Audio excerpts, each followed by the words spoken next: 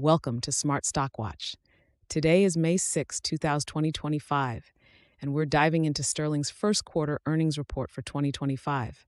Joining us is John, a senior analyst from Smart Stock Watch. John, thanks for being here. Thank you for having me. Sterling has shown some impressive numbers this quarter, and I'm excited to break them down with you. Revenue and profitability overview. Let's start with the top line. Sterling reported revenues of $430.9 million for Q1 2025, which is a 7% increase excluding RHB from the prior year. John, can you elaborate on this growth? Absolutely. The revenue growth is primarily driven by strong performances in their e-infrastructure and transportation solutions segments. The gross margin also saw a significant increase to 22.0% from 17.5%, indicating improved operational efficiencies and a shift towards higher margin service offerings. And what about their earnings per share? Sterling delivered an adjusted EPS of $1.63, which is a solid beat against the forecasted 146 cents by two analysts. This reflects a 29% increase in adjusted net income, showcasing their strong profitability this quarter. Segment performance and strategic initiatives. John, can you walk us through the performance of Sterling's different segments? Sure, e-infrastructure solutions led the way with an 18% revenue growth, driven by large-scale projects like data centers. Transportation solutions also performed well with a 9% increase. However, building solutions saw a 14% decline due to the housing market slowdown and severe weather conditions. And what about their recent acquisition? Sterling acquired Drake Concrete for $25 million, which will enhance their presence in the Dallas-Fort Worth area.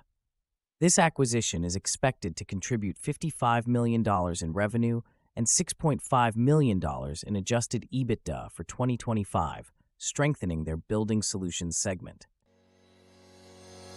Financial health and cash flow. Let's discuss Sterling's financial health. How are they positioned in terms of cash flow and liquidity? Sterling generated $84.9 million in operating cash flow this quarter, which is quite robust. They ended the quarter with $638.6 million in cash and equivalents. Their backlog also increased to $2.13 billion, indicating strong future revenue streams. And they also repurchased shares, correct? Yes, they repurchased $44 million worth of shares, which reflects their confidence in the company's future performance and is a positive signal to investors. CEO insights and future outlook. What insights did CEO Joe Cutillo provide about Sterling's future? Joe Cutillo expressed optimism, highlighting a strong start to 2025 with a 28% growth in adjusted net income. He emphasized the company's strategic shift towards higher-margin projects and raised their full-year guidance, projecting revenue between $2.0 billion and $2.15 billion, and adjusted EPS between $8.40 and $8.90. That's quite an optimistic outlook.